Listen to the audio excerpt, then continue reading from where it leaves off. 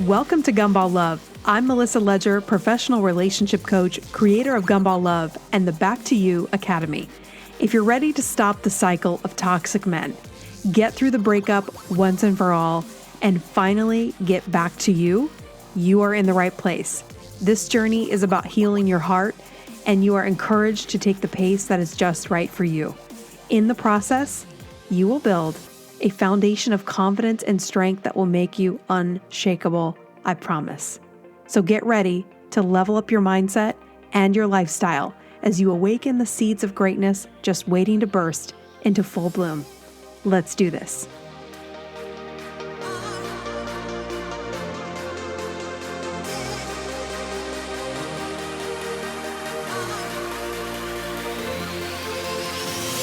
Welcome back to another episode of Gumball Love. I'm your host, Melissa Ledger. Okay, so it's the holiday season. Can you guys believe that it's already November? And also, does it feel like although it is November and Thanksgiving is upon us, it also seems like it shouldn't be here. It's like, it's felt like the longest year, and then it's weird that the holidays are here, and then the weather's been, I don't know about you, but I'm here in the Midwest and the weather's been kind of back and forth. So it feels like fall, then it feels like this. Today it's 70 degrees, so I have no idea what's going on. But it is going to be great to see the year 2020 go bye-bye. Let's hope that 2021 is much better. So today I'm going to talk to you about the Green Gumball. So if you are just joining this podcast, we basically differentiate two different types of people. Those addicted to the sugar high or the dopamine release that comes with attention. Just like sugar releases dopamine in real life, if you eat sugar, it releases dopamine. The same release happens when you experience attention, and it activates your reward and pleasure center. So what I teach you in this whole concept is to be able to identify people in general, and also your future husband, significant other. Is this person, you want to be able to say, everybody loves dopamine, everyone loves the gumball high, everyone loves compliments and attention, and those will be in a normal relationship. But the difference between a healthy relationship and an unhealthy relationship is the person that's in the unhealthy relationship is addicted to the high of attention, and they crave that constantly, versus being able to be comfortable with the everyday life stuff as well. So you want to be connecting on a deeper level. So you're talking about your beliefs and your values, you're spending time with your family, you're able to enjoy other relationships, your friends, and go to holiday events. I don't know about you, but in the past, for me, holiday events were always stressful with past relationships, because it depends on the event, but a lot of times gumball guys are socially awkward. They feel very uncomfortable around people they don't know. And if they're not getting that attention rush and they have to just sit and there's no stimulant for them, they get really uncomfortable and they start creating reasons that you will give them attention. So if you go back and you look at drama, I should have used this example in the drama gumball, the orange gumball, because they will start creating drama in situations. They'll pick fights with you or whatever they have to do to get the stimulant. So I always want you to think about it that way. The gumball is the stimulant. And does this guy need a stimulant in order to stay interested in the relationship? Or is he able to hang out with you on a day-to-day basis, enjoy watching TV with you? Can he go to a family event where, I'll just give you an example, like a lot of the couples I know, I'll notice, man, this is a really boring situation. The guy will just sit there and endure, because it's life, right? Every event that we go to is not going to be entertaining for us. And so we can't be with somebody who's expecting us to provide entertainment. Yellow gumball. So it's entertainment, it's drama, or it has something to do with sex, or they start feeling sorry for themselves. They start playing games. All of these things are symptoms of the addict looking for their high. So in this week's episode, I want to cover the Green Gumball. So green, I try to color code these the best I could so you could remember what they mean. But I'll tell you, even as the creator, I had to keep a little legend of what these were, definitions, and correlate to colors. So I don't want you to get too caught up in which color is which, because most gumball guys have several of these fixes that they need. So the Green Gumball, I called it green with envy, because really, if I had to give, I try to give each gumball a catchphrase, and it's compete with her for me. I actually recorded this episode, and for some reason the audio came out terrible.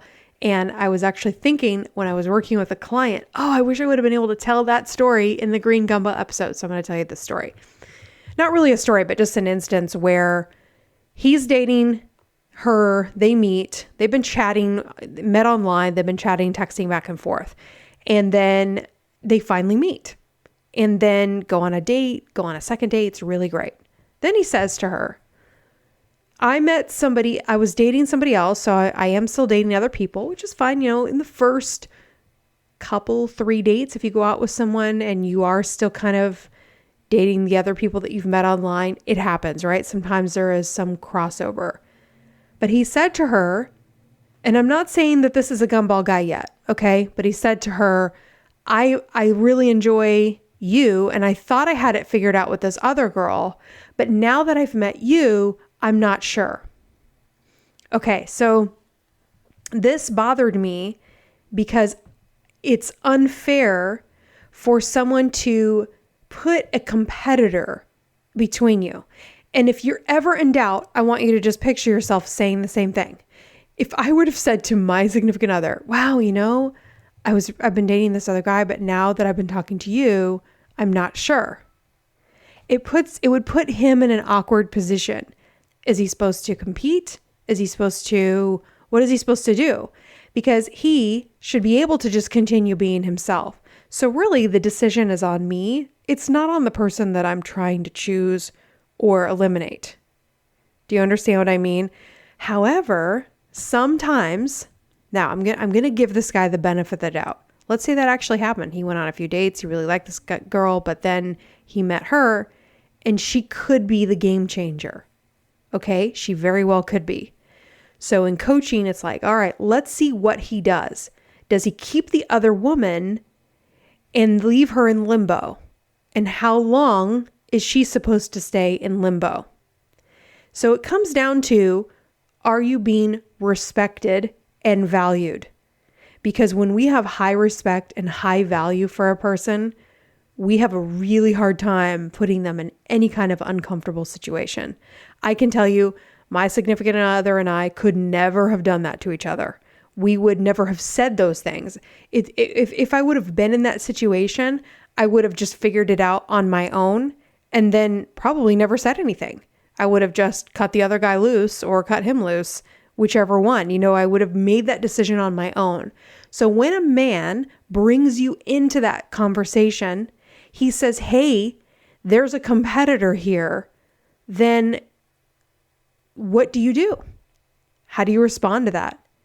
So I want you to say something like, well, that puts me in kind of a limbo state. And so I would just suggest that you take some time to figure it out and let me know.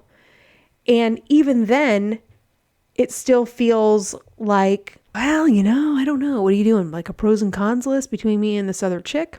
And so what I told this client of mine is that he does not know what he wants.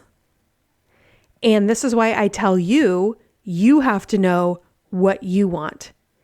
And as I told you guys in a million different podcasts, when I met my significant other, that I was like, this is exactly what I want. Not one thing do I want to change. Personality, humor, beliefs, values. The connection is like nothing I've ever had. And so it's a no-brainer. There is no question. There is no decision to be made. It was just OMG, I'm falling really deeply in love. So I want you to know you deserve to have that deep meaningful, respected. You're respected. You mean the world to him. He can't imagine himself with anyone else. And I know I used to speak of this in very optimistic terms. If you were listening to my podcast a couple of years ago, you may remember me saying things like, hey, I know my single years are coming to an end. I knew someone was coming. I was very appreciative of the time that I had in New York City. I got to do ballroom dancing. Man, am I glad I spent the time in New York City when I did, because New York is completely different now. And so I took advantage of all of those times because I knew that I would meet someone. I had faith, and I really started being honest about what it is I want and what it is I need. And I've done another podcast about really identifying your specific needs, because the more specific you get, the easier it is for a guy to see, oh, I am what she needs. My guy knows he is exactly what I need. He is just 100% himself, and it's exactly what I need. However, I may not have been clear. I know even 2 years ago, I wasn't 100% clear, but I was getting more and more clarity. And it's going against sometimes what the quote unquote feminist movement tells you that you should want whatever they're saying. And I want you to just be honest and say, what is it? What kind of guy do I really want? I don't want the metro guy. I want the manly man. I want the guy who's a little bit rugged and that can do stuff outdoors, but has a really powerful brain. I did not think all of those things would be in one person, but they are. You can have what you want. So you need to be specific. So when guys are like, well, I met somebody else, it's not an ice cream flavor. So if he's that torn between you and the other girl, he A, doesn't know what he wants, or B, this is what I suspect in these situations. I suspect that he can have his cake and eat it too. He can have both girls, and he doesn't have to. I told a little bit of the story to my significant other, and he goes, he can do it without any commitment. He can have what he wants, but he doesn't have to commit to anything. So he can essentially date two women and get away with it. Is that what he's doing? I don't know. I hate to harshly judge, because sometimes it could very well happen. Oh my God, I was dating this person. I went on a few dates and I thought, yeah, this is really great. And then I meet this other person and it's like, shoot, maybe I need to give them a chance. And some people might say that out loud and then go, why did I just tell this person? I'm not saying that everybody we date is going to have the most finesse and the best manners sometimes, or they may say too much. They could overshare, and that could be his issue. So I say these things because I think everybody does deserve the benefit of the doubt, but I don't want any of my girls, and if you're listening to this, you're one of my girls, I don't want you to be sitting there wondering, what does she have that I don't? Because that is an irrelevant question. There are a lot of girls that have something you don't. And if the guy is focused on that, he's not the one for you, because we are all essentially weirdos, and we are looking for the weirdo that likes our weird stuff. And I am just in disbelief daily that my significant other exists, because I looked a long, long time. It was, the search was brutal. The struggle was real. However, I want you to know that the struggle is for a reason. Think about when you're at the gym and you are lifting weights. You have to go through the struggle over and over and over again, and then you see the result, but you don't see it right away. And as I look back to when I was in the struggle and I was figuring out who I was, even 6 years ago, just getting to New York and asking myself, what am I going to do when I'm here? What am I going to do with Gumball Love? What am I going to do with my life? Am I going to explore the city and meet new people? And I started going to events and making connections. And it's another story for another day. I want to keep focusing on the Green Gumball, but I want you to remember that yes, there is a struggle, and yes, you will come up against these types of guys and you will see this pattern and you will be frustrated, because like my client I was telling you about, she really likes this guy. That's where this gets really difficult because we really are attracted to guys that have these symptoms. And it is a process of becoming aware of this so that you can start to, once you become aware of this, you will be less and less attracted. And you'll go through a period of time, if you're new to this, where it will just feel like everyone is a gumball, everyone wants gumballs. And I wish we would have had these flavors identified sooner, because now it's more clear. Like, you can really identify, oh yeah, this person always has, like this green gumball, for example, they always have to involve other people. So let's continue down this path. So I've got a little sidetracked here, but what the story I told you about my client where, oh, I don't know, I'm torn between you and her, and I don't know what to do. And I'm in such a quandary. Like, oh my God, I really like you, but I like her too. Let's just assume this guy has, gamey intentions. We don't even have to pick on that guy. We can just generally speak of, I generally speak of this a lot when they feel like they're torn between, or if someone is married, and they're married and you found out later and they're like, I'm sorry, our marriage is on the rocks. We don't sleep in the same bedroom anymore. I really like you. I just have a lot going on. They have kids. And then all of a sudden you're the therapist and you're trying to help him decide between you and her. And this is so damaging for you, for your self-esteem, because this is not how you should be treated. And this is where it's self-love. Self-love is not the bubble bath. Self-love is like, oh, you know what? I didn't know you were married and you're in a situation that you have to resolve without me present. So unfortunately, I'm not able to help you through this and I have to back away. When you really respect yourself and you find yourself in that kind of a situation, that's what you do. You don't say, oh, here, what happened in your marriage and why are you guys having trouble? And then all of a sudden you're in their house, in their relationship, trying to be a therapist. And it's because that guy, or, women do this too, they become irresponsible with their lives. They start trying to get high off of gumballs from other people without the intention of investing in them, without the intention of going the long term. And now they're getting a fix. And it doesn't necessarily mean, oh, I'm just getting a fix and I have no feelings. I do believe everybody is different. Everybody's going to have a different level of depth. Some people who have high morals end up in really bad situations where they hate themselves and they have, a great relationship with God, but they end up in a bad situation where they're with a married person. Like, oh my God, what do I do? So things happen. And I always add a layer of grace and remove the judgment, but look at where they are focusing.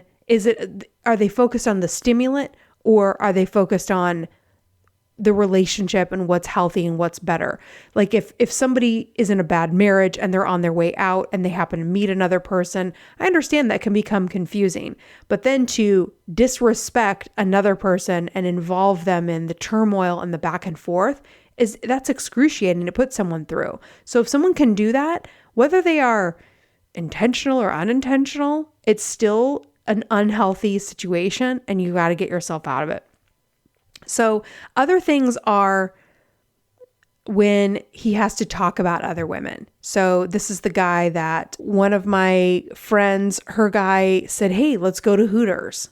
And then he's looking at the waitresses. So if a guy suggests going to a place where then he can look at other women or flirt with other women in front of you, you can almost with a 100% certainty, not even almost, with 100% certainty, if you found yourself in that situation, I want to say get up and leave, but if you're like me, I would always take a second to observe and just watch, because all of a sudden, I've always been a girl's girl. Even if I know when Hooters was like really popular, I would go there when I was in high school sometimes, and I got to be friends with some of the Hooters waitresses. So it's like, at first you think, oh God, Hooters girls, they're so slutty. But then when you start to get to know them, it's just girls in college and they're waiting tables and, they wear the orange shorts and the tops and you just start to see them as human beings. I don't know.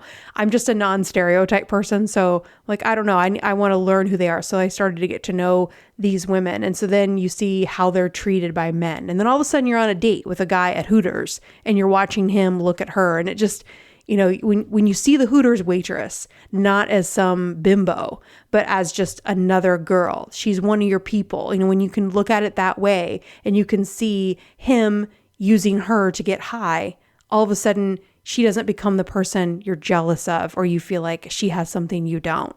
Maybe she just has a way better Victoria's Secret bra. How girls are, drunk girls in the bathroom, how you're always like the best of friends, somebody that, might be. So if you've ever done this in a bar, you're like, you're so beautiful. No, you're beautiful. You're so beautiful. And then you like hug in the bathroom. You have no idea who this is, but it's like this pure moment where people can just acknowledge it. And then as you grow and you're able to do that and say those things to another woman sober, it's so empowering. You just feel amazing. Like you look, I'll say this in the gym all the time in the bathroom, like you look amazing in that outfit, or your ass is spectacular. Sorry if that's weird, but it is. And the girls are always like, oh my God, thank you so much. Like it's so shocking to get that from another girl. But when I'm in the gym, I'm like, yeah, man, you like see a girl who's like, you can see her in her bra and underwear and you're like, man, she must work out. And you're like, wow, she works hard. That's impressive. Like she's got a good nutrition and she's dedicated. And so instead of hating on her, you can say, so how often do you work out? Are you like one of those skinny people that I have to hate? Or like, it's amazing how your whole opinion of women will change and that competitiveness will go away. So in the spirit of this green gumball and looking at how men who need other women to be competing with each other for him, when you look at the girl that he puts between you as one of your people and you can see her for the position she's in, suddenly you have switched the power dynamic. And now you're looking at the guy going, really? You have to come here and look at her boobs with me here? What's going on? Why do you need her as a stimulant and me as a stimulant at the same time? What is he getting high off of? And then it shifts from you looking down at your boobs and wondering if that's what he wants, or you're standing there looking at cellulite on your butt, not forgetting the fact that she has those tan colored pantyhose. I haven't been to Hooters in a long time, but I just wonder, are they still making them wear those damn pantyhose with those gross orange shorts? But like you didn't see her cellulite because she had nylons on, but you're sitting there judging you. And we do these things as women, or, oh my God, she had blonde hair and I have brunette hair. Or she had really amazing lips, or her teeth were perfect, or whatever. And you're studying all the things that he's looking at. And that's not it. You can just forget that. That's not it. It's the same with porn. Porn is a stimulant. He's not looking, oh man, I really wish I could find a girlfriend that looked like that. No, it's a stimulant. It just gets an engine fired up. So why do we need the stimulant? Probably because there's an erectile dysfunction issue. And unfortunately, porn perpetuates that. But that's a whole other podcast. It's one of my favorite topics though. So bringing in other women, talking about his ex, my ex this, my ex that. I remember talking to this guy and I really liked him, but he would always be like, yeah, my ex did that. Yeah, I've been through that before.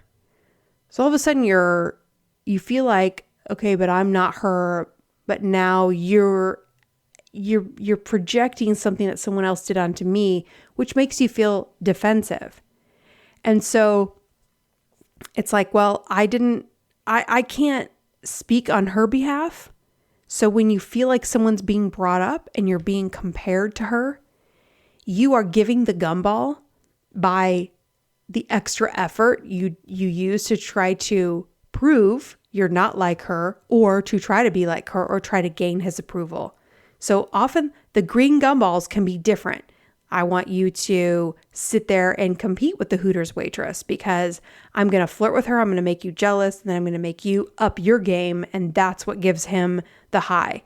And then the Hooters waitress comes over and you'll notice too, when you're paying attention from this perspective, when you see it as he's getting high, you'll notice that the Hooters waitress will walk up and she will take his order and she will be kind. And he'll be sitting there like, hey, so how you been doing tonight? She'll be like, really good. How are you? Great. So, and he'll try to bring up something which makes her more animated or makes him more into. But I've watched guys try to egg this on, or I've been at another table looking at guys trying to make their girls jealous.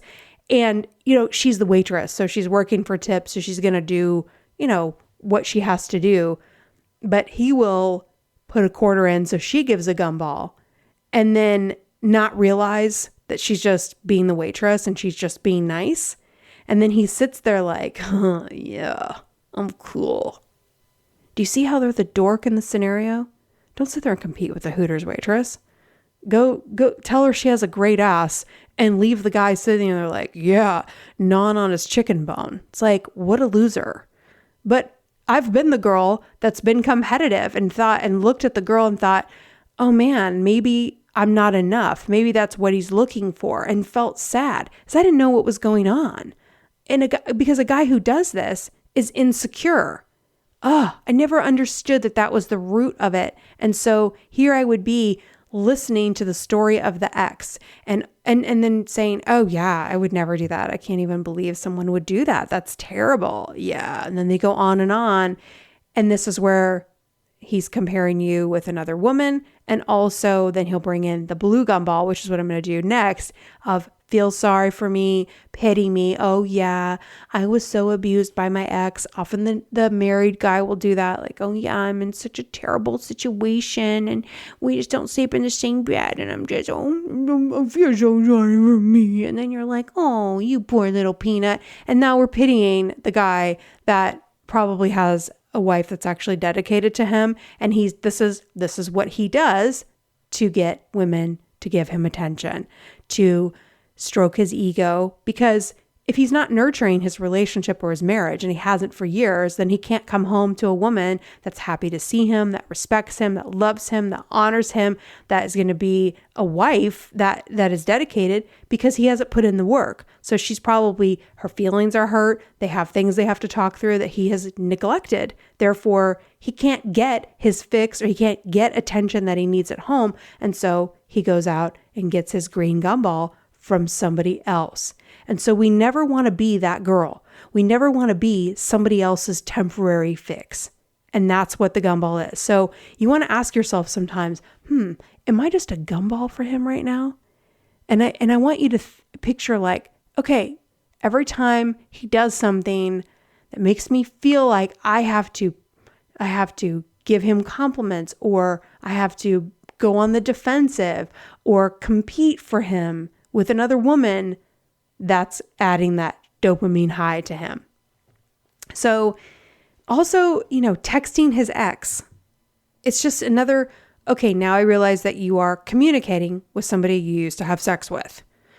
And maybe that relationship is long over, but it's a disrespect to the person you love. And I know some people think, oh, I want to be friends with my ex, but are you really friends? Because if you weren't attracted to each other and you were grossed out, and then, maybe you can become friends after that. But I think it becomes really difficult, especially if you're friends with a single dude or he's friends with a single woman. It's just weird. I wouldn't even spend one-on-one time with my cousin's husbands without their wives there. It's not appropriate. If your couple, you're there as with your significant other and you spend time, fine. But it's not something that I just don't see healthy couples spending one-on-one time with one of their male friends, unless there's been no previous relationship. You know where the exceptions are, right? When you're not attracted to them, it's a coworker, where there are those dynamics. So I'm not saying nobody can have friends, but if there's attraction there, there's been a history there, why are we doing that to our significant other? Why are you saying you're the most significant person? I love you so much. I would do anything for you, but I'm also going to hang out with someone. I feel like it's cheating them out of time that would be with you. And if you are having intimacy, not sex, but you're creating that intimacy with someone else that you've already had an intimate relationship with. So when guys are texting the ex, they're communicating about something, right? Think life, and if we've had a history, there's a comfort level. Like, oh yeah, I've had a comfort level with this person. They know my family, they know my history. And so we have to sacrifice those things for the person we love. And if it's a hard decision for you to do that, you're with the wrong person. I mean, it should be a no-brainer. So I'm sure I'm going to get mean emails for that. I can be friends with my ex, la, la, la, la, la. Okay. Well, I guess, I'm not even going to argue with it. It's so funny how we sit here and do these podcasts and we think we have to argue with the one person that will write the email. So go ahead and write the email. I got the message about how I said porn was bad and oh my gosh, Melissa, porn is not bad and it's not, people watch it and blah, blah, blah. And she wrote a whole review. I didn't even say any of that. I said porn is a stimulant. Why do you need the stimulant? Ask yourself why you need it. The same thing with the girl at Hooters. She's a stimulant. So he walks in and he sets up an environment. This is why guys will say, let's go to the strip club. Because then they can have all these women around them all competing for his attention. It doesn't even matter if he's paying them to do it. Because now you come along and you're an observer to him getting attention from other women. And if there's even a slight jealousy or you start to compete with the stripper, that's a high. It's a rush. So again, ask yourself, in this situation, am I a stimulant? Is there anything about me, my personality, my character, my value? Is any of that represented here? Or am I just here to be a stimulant? You know what I'm saying? And when you think of it that way, there's an addiction there. And that's where it becomes the green gumball. So this is also liking pictures of girls on social media and Snapchatting other girls. It's I'm flirting with other women. I am, even if there's a message back from a girl on Instagram, that's a gumball. Ooh, so-and-so liked my post. She DM'd me back. And there could be nothing that's going to happen with that girl, but he still gets a high off of the interaction with her. And so if he's in a relationship with you, yet he still needs this, you don't look at the girls on Instagram and be like, what is he looking for? He's looking to get high off of, sometimes there's just a high off of looking at the image, but it's usually there's some interaction, Snapchatting, DMs, and this is what my clients find. They find the conversations, and the conversations are usually sexual because that's where the most gumballs, the most intensity is. I had an epiphany. I should do a whole podcast on this, where the reasons that gumball guys start with sex is it's the fastest way to intense attention without being vulnerable emotionally. So if I approach something sexually, I don't have to be vulnerable emotionally. I can just get high off of the sex and the lust. So I just introduce lust first. That way I can get high off of that and I never have to make my emotions vulnerable. And so often when you get the what are you wearing, or you're hot, or you have great boobs or a great ass or whatever, when you're getting those comments, that's because he's trying to rush to lust versus get to, there couldn't, obviously we have sexual attraction, but if there's a willingness to build a foundation there, and yes, there's sexual attraction, but there's also a willingness to build the relationship, get to know the person, and the sexual attraction is a part of it, of course, but it's not the main attraction. And so if it's the main attraction, you'll notice because it comes up often in conversation and they need to continually stimulate with that. So this is also, and I'll end on this, this is also where cheating comes in. Cheating sometimes is not just, people cheat for all different reasons, but when you think about it, when people cheat, it's because they'll say, oh, people cheat for emotional reasons, not physical reasons. Well, I don't really think that means yes. People are not just like, hey, I'm horny, I'm going to go get a random because I'm just horny. Of course, there's an emotional reason. I want to get high. What's the emotional reason behind getting that high? It's, I want to feel better about myself. So whatever they're trying to feel better about is what they will seek in the person they're cheating. I feel bad because my partner doesn't want to have sex with me anymore. Maybe they've gained weight. Maybe you've gained weight. Maybe you don't feel good about yourself. And then suddenly someone expresses an interest and starts to make you feel validated. It's that validation seeking. And when you're able to get that little taste of validation, it's like, ooh, it tastes good. It's a great feeling. And so that temptation can present itself. And then if a person is vulnerable to it, they're going to take advantage of it because they are hungry in that area. So then the cheating becomes, I'm able to satisfy that craving for whatever I'm missing in the actual relationship that I'm in. And so it takes courage to go to your significant other and say, I feel like we're not connecting here. And this is why it's so important to stay connected and not let things get too far out of the way, or understand what it takes to have connection, intimacy, closeness, to be able to communicate your feelings, to be able to communicate your fears. I mean, we have to be able to do this with our significant other. And so I want you to increase your standards, raise the bar higher, and expect a wonderful man. Don't just look for the guy that, takes you to a place that's not Hooters. You know what I mean? Sometimes we just like, yeah, at least he's this and he's smart and he's that, and he's pretty good. We catch ourselves. I remember I just think about different guys I dated. Like, wow, I had no idea how low my standards were. I just didn't see my own value.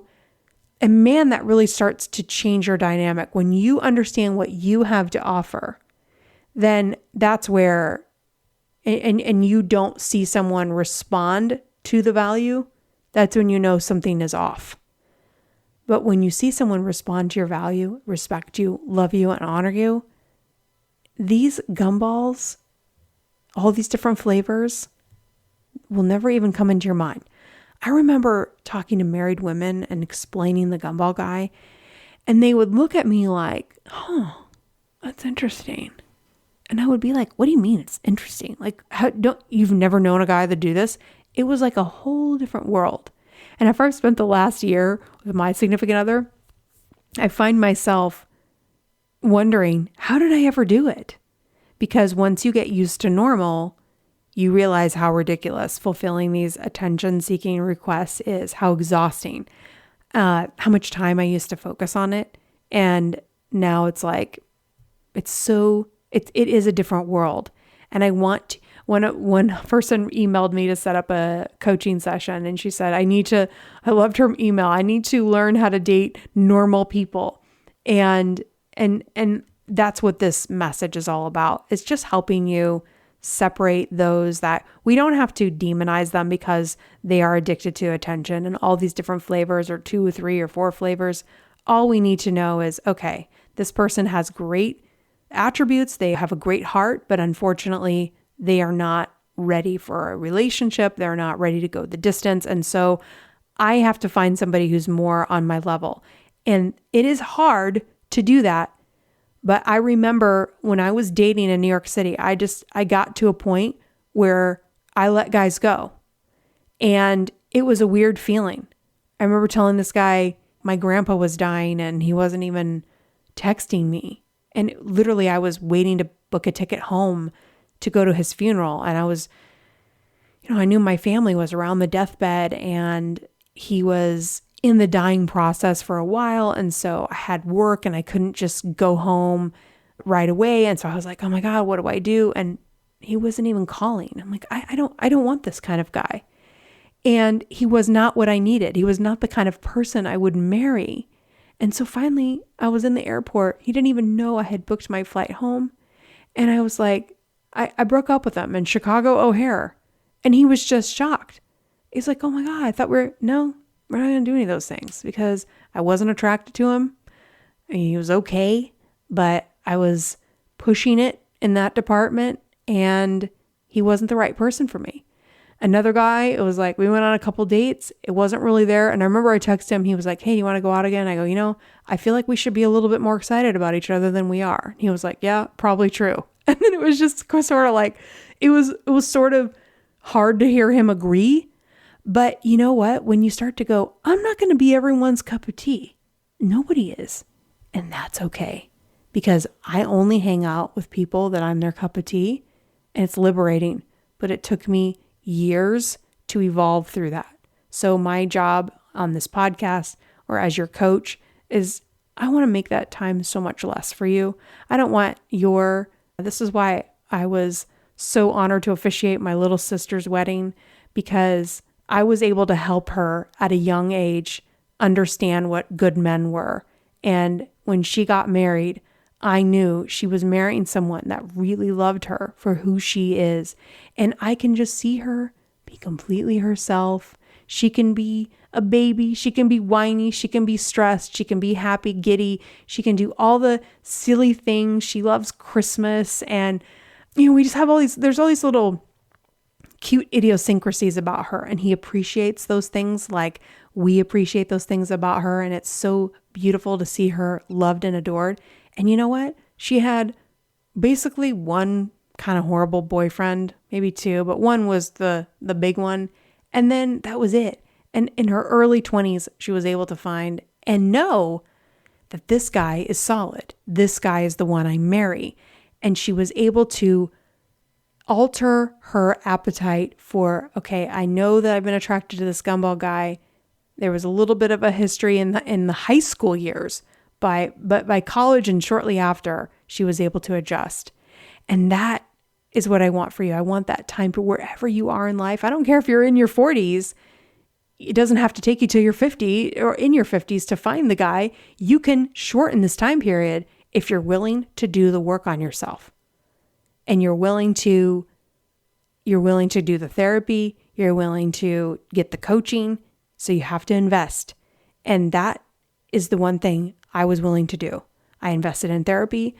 I invested in moving to New York because I knew it was what my soul needed. My soul needed New York City. I knew it. And you know what? I met my guy in New York City. So I just knew that that's what I needed to do. And sometimes we have to follow our heart and follow our dreams wherever those take us. And sometimes it takes major leaps, but it's worth it. And so wherever you are right now, you are exactly where you're supposed to be. Even if you're at a point where you realize this is not the guy for me, crap, I'm with a gumball guy, I've got to let go. You're going to be okay. Because when you get away from the wrong person, your life immediately improves. And it's sad when you go through the grieving process, but eventually you come out on the other side and then you see it clearly and you're able to move on. So we can always recover. We can always come through it. And it's not the end of the world.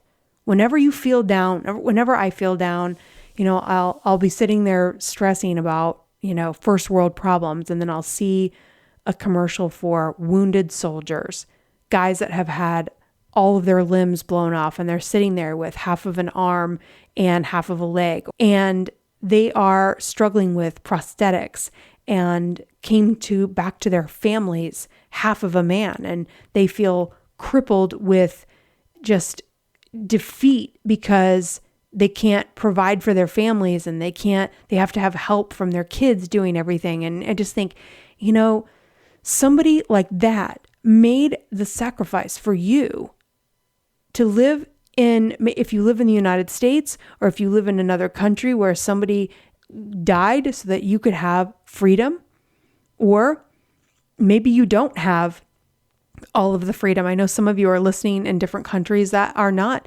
necessarily free, but you have to look at, what do I have? Maybe you don't have all the freedom you want and you don't live in a country like the US, but you have 10 fingers and 10 toes.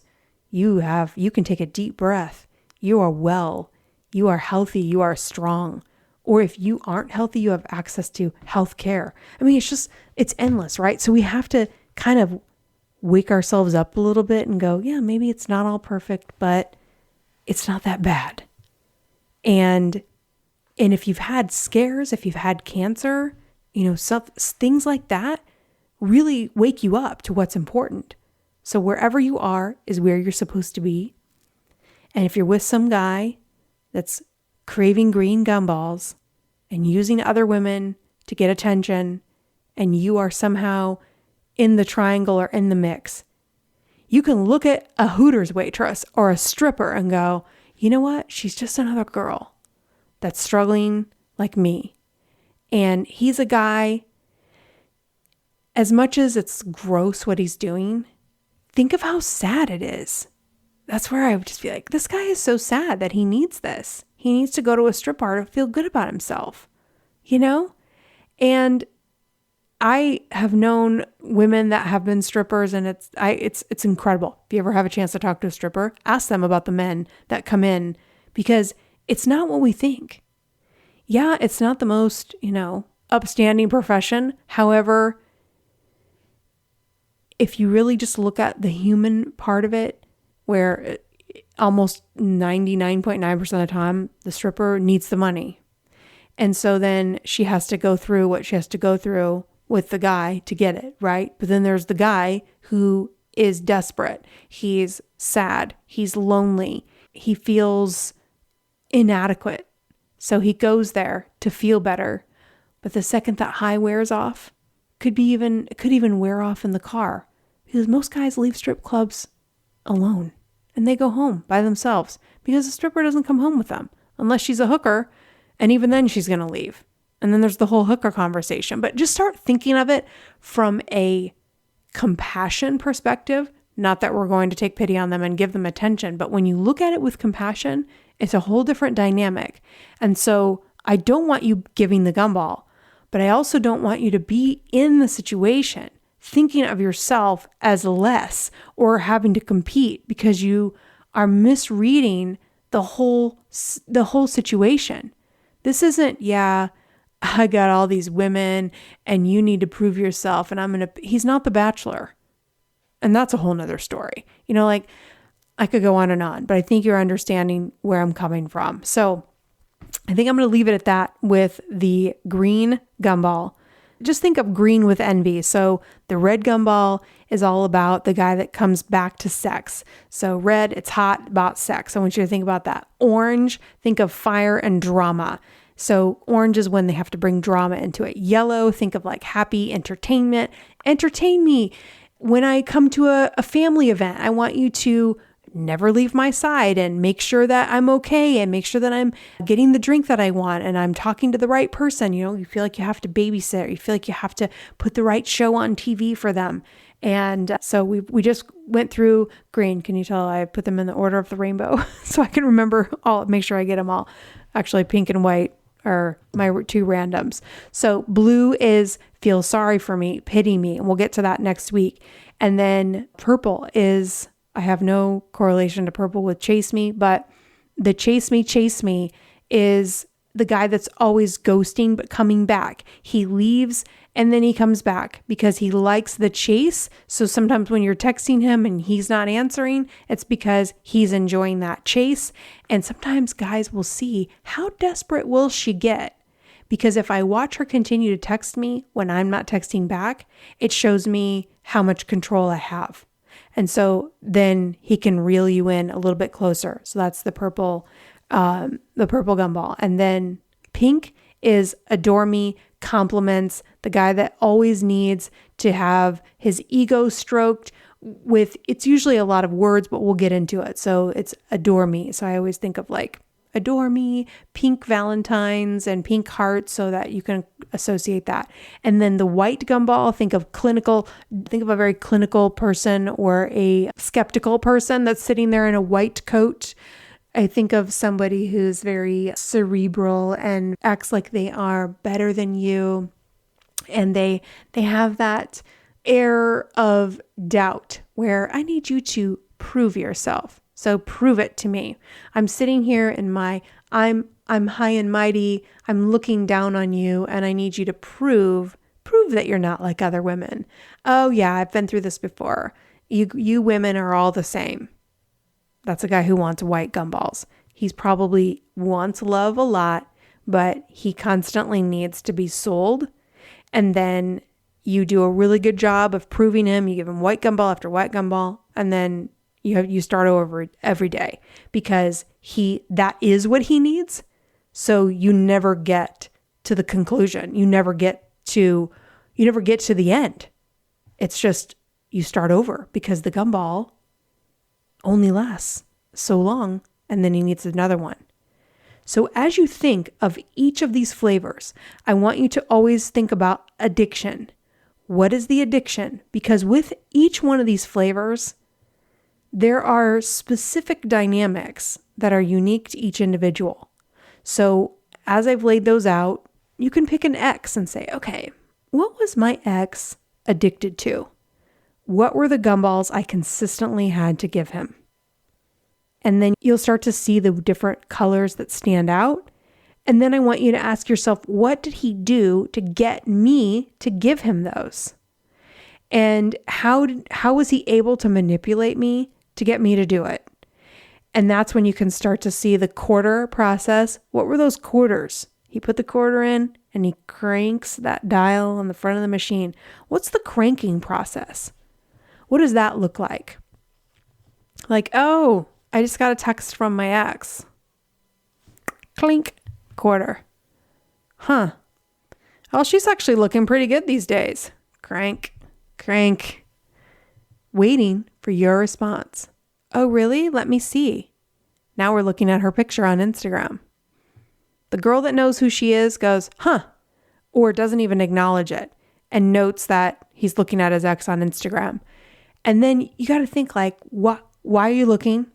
Why are you mentioning it? Because it's painful, right? And so if I don't have the awareness, I just can't even imagine doing this, bringing up a picture of your ex, telling your current significant other that you're doing it, and then looking for a response. But that's how low these guys are. So if we look at them with compassion, we go, oh man, I'm sad that that's where he is, that he's that desperate for attention that she's going to go to that length to see if he can get a reaction out of me.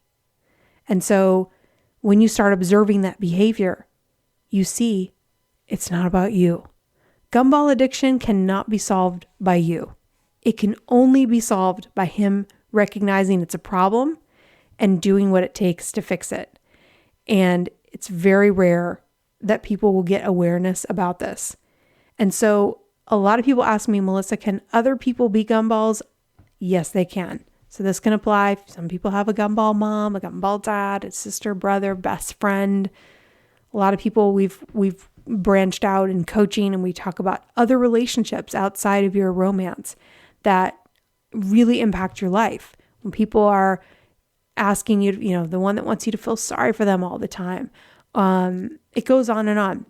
So I hope this is helpful. Please feel free to reach out to me anytime, melissa@gumballlove.com. If you want to set up a coaching session, you can go to the link in my bio on Instagram, or you can go to gumballlove.com.